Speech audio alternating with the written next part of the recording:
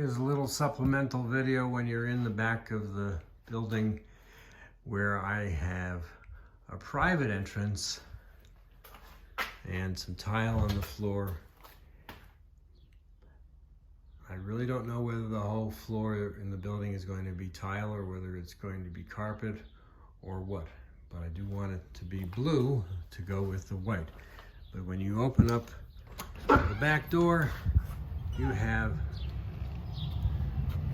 an area that's about 45 long by 23 wide,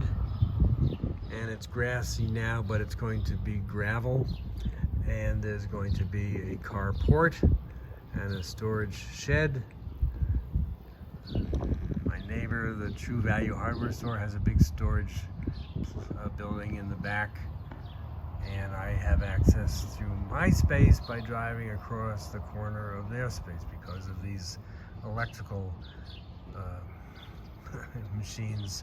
that are blocking direct access. I've been told if I wanted to move that, the city would have to do it, and that sounds like a hugely expensive project.